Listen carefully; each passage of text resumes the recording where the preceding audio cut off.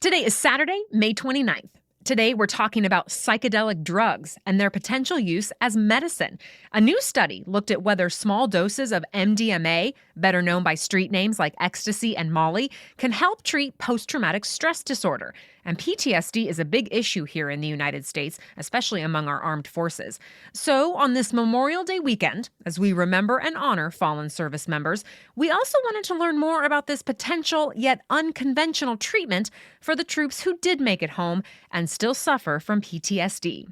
Some researchers are calling prescription psychedelics paired with professional talk therapy the breakthrough they've been waiting for. We got fascinating insights about the latest study from its lead scientist, Dr. Jennifer Mitchell. She's a neurology professor at UC San Francisco.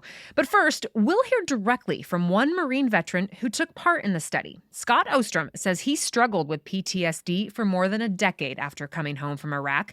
And for him, 3 MDMA treatments did what other treatments couldn't. Welcome to the Newsworthy's Special Edition Saturday, when we sit down with a different expert or celebrity every Saturday to talk about something in the news. Don't forget to tune in every Monday through Friday for our regular episodes, where we provide all the day's news in 10 minutes. Fast, fair, fun, and on the go. I'm Lacey Evans, filling in for Erica Mandy during her maternity leave. It's now time for today's Special Edition Saturday. Scott, thank you so much for joining us today on the Newsworthy. Pleasure to be here.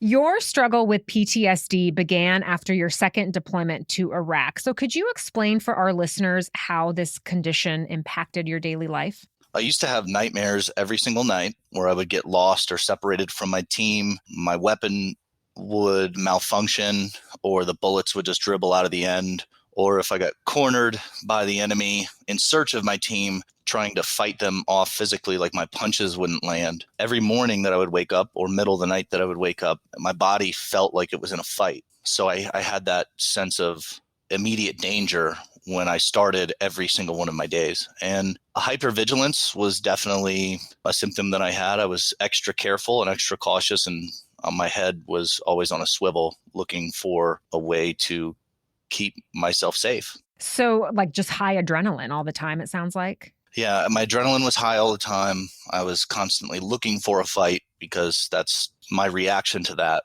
was what would keep me alive. My interpersonal relationships struggled, not just because of who I was and the things that I was going through and how difficult I really could be, but also the people that I sought out were complementing my struggles with PTSD, codependent relationships. And really, I wanted that turmoil, and I felt like I needed that turmoil so that I could feel like I was doing my job, which was staying alive. You participated in the study that analyzed whether psychedelic drug therapy could help patients suffering from PTSD and other traumas. But before I get to that, I want to ask you first, what did doctors try to do for you before all this? Did anything help? Before I did the MDMA study, I tried lots of different things to help myself with PTSD. Some of the things were pretty common, like you might expect, just regular psychotherapy, medication, lots of different types of medication. And then a couple things that really helped me, like recreational therapy with other veterans, like Team Semper Fi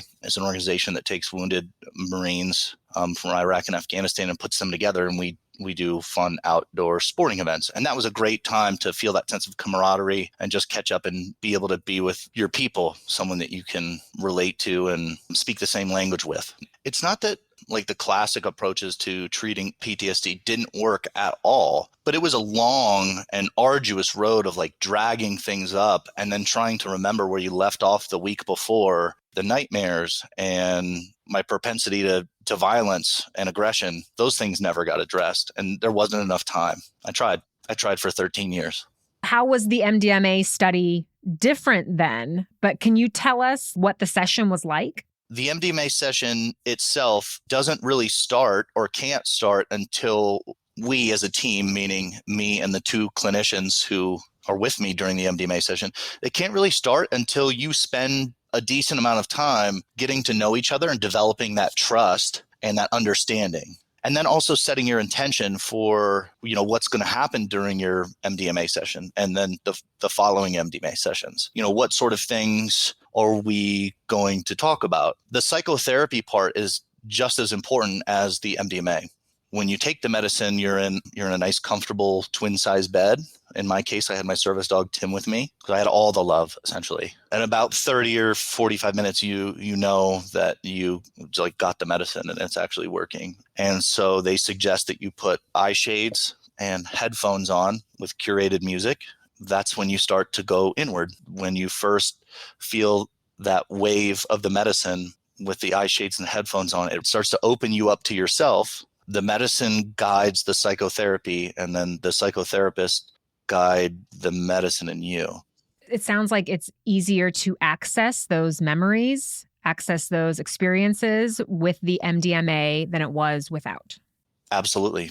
When the medicine starts to work, you have this incredible feeling of vulnerability, but you're so grateful that you're able to be vulnerable. And you have this overwhelming feeling of wanting to connect with yourself and whoever's with you, but in like a careful and measured way. And then you also open yourself up to anything that's possible, but you still have your filter and you know what's true and what isn't true. It's very lucid. And any of those tiny little aches or pains that you have just living, sprained your ankle last week or slept funny on your neck, all of those things sort of melt away. And because you're not focused on your body in any sort of negative way, you're able to like really just sit in that moment and be comfortable in that present moment. So it's almost like your inhibitions were away, but not so much that you couldn't control yourself and you still understood what was going on. Only the bad inhibitions were away, right? Like that voice inside you that tells you like, oh, no, now is not the time to talk about this. I'm not ready for that. Which essentially is the voice that's telling you, I'm not ready to change, not having the inhibitions that hold you up from getting better. Because oftentimes, like when you have trauma and when you have made up your story about your trauma, that becomes you as a person. That becomes like what you tell yourself on the inside and nobody else all day, every day. Because that oftentimes surviving that trauma, that story is the one that keeps you alive. So letting go of that story and being a blank slate with this overwhelming sense of gratitude and appreciation for the people around you that you trust helps you get over that hurdle that is psychotherapy. Well, Scott, I really appreciate you talking to us today and sharing your story and your experience. Any final thoughts on this? My final thought is still to this day, it's been 2 years since I've taken MDMA, and I still have an overwhelming sense of gratitude. And I feel so fortunate that I was able to be a part of this study, because without their help, I wouldn't be the person that I am today. And I can honestly say that I love who I am today. Still ahead, did the MDMA cause side effects or bad trips? And were there any big surprises during the study? My interview with the lead researcher, Dr. Jennifer Mitchell, is next.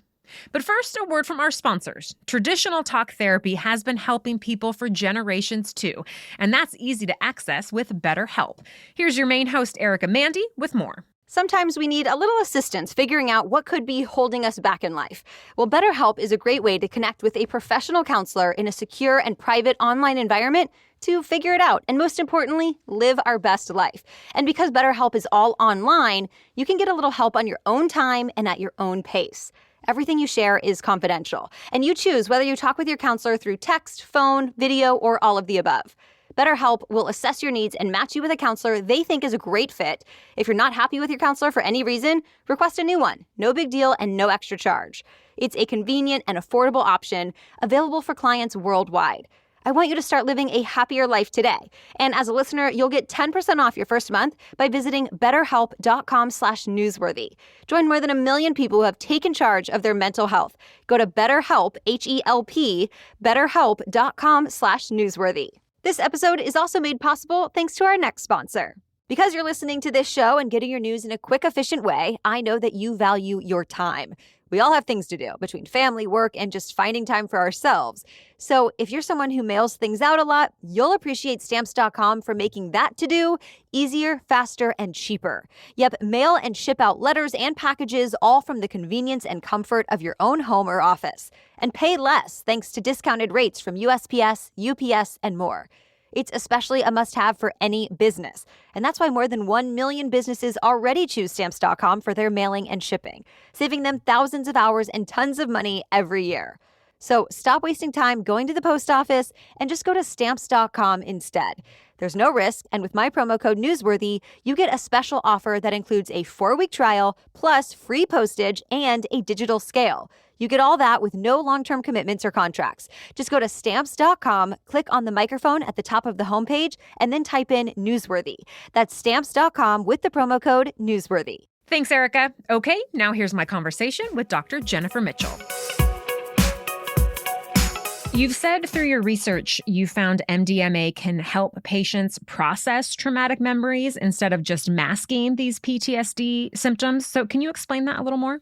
Sure. I mean, the idea is that oftentimes somebody that has had many, many years of trauma or has been dealing with trauma for many years, they have a number of ways in which they've learned to try to self-medicate. And for some individuals, this is very deleterious, right? It involves perhaps alcohol or substance use. It involves over-medicating to sleep. It involves avoiding certain places where you feel triggered, like crowds, driving, public venues, etc. And so the idea is that that's sort of masking the symptoms of PTSD to sort of go down that path. And instead, what we're trying to do is actually explore the trauma in a way that allows the participant to release it. In other words, they would no longer be triggered by those certain situations. Correct, exactly. That they would be able to get to a place that was more reminiscent of where they were at before they experienced the trauma. Describe what a therapy session would be like. So in a standard therapy session with MDMA, the participant is administered an oral dose of the compound, and then they sit in a room that looks very much like a living room for 8 hours with a therapist team of at least 2 therapists, and they typically ingest a bolus of that same compound of MDMA about 90 minutes into an experimental session. And then it's internally guided therapy. It's manualized, but it's not like it's overly structured by the therapist. It's mostly guided by the participant. So the participant decides where they want to go and what they want to talk about during that treatment session. And then following that treatment session, there is typically the next day and in the weeks to come, a series of additional sessions, therapy sessions that are called integrative sessions, in which the participant, in conjunction with the therapy team, discusses what came up for them during that treatment session. We think of the MDMA as an adjunct to the therapeutic process. It doesn't replace the therapeutic process. It does, for example, allow many people to either get there more quickly or perhaps more deeply. Because as you can imagine, when you're revisiting a previous trauma, that's a very emotional situation to be in, right? It's a very uncomfortable situation for many people. It's almost like self-empathy or self-compassion that seems to come up when they are administered the MDMA. Then perhaps they can really take a look at their trauma without those feelings of shame or embarrassment or fear. In a clinical setting, is it possible to kind of have a so-called bad trip from these drugs or suffer any side effects? I mean, there were some standard side effects that were noted in the study, and we listed those in the publication. They include things like dry mouth and jaw clenching. These therapeutics are known to induce a number of mild side effects. I think what many people were concerned about is that there'd be true deleterious side effects to these compounds. And so far in this trial, we didn't experience that. We were really quite delighted to see how safe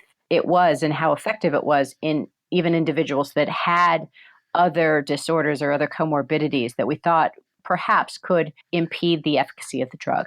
Well, was there anything else that especially surprised you during this study? I think for me, the most surprising and sort of delightful thing was that often there are these groups of individuals that are considered treatment resistant, that have PTSD, severe PTSD, that are considered treatment resistant for one reason or another. Some of them have childhood trauma, which is particularly intractable. Some of them have comorbid depression. Some of them have what we call dissociative subtype PTSD. And what was fascinating was that even those individuals responded in this trial, even those individuals responded to the MDMA treatment. That made me feel very optimistic about the potential of this as a therapeutic moving forward. How does the MDMA research compare with other therapies you've investigated over your career? That's another really good question, because I mean, part of this for me is, I've been at this now for many years. And sometimes at the end of the day, you sit down and you look at the data and you think, oh my goodness, it kind of moved the needle. Like in this subgroup of people under these conditions, it helped a little bit. And that makes you really feel very happy as a researcher, as somebody looking for new therapeutics. But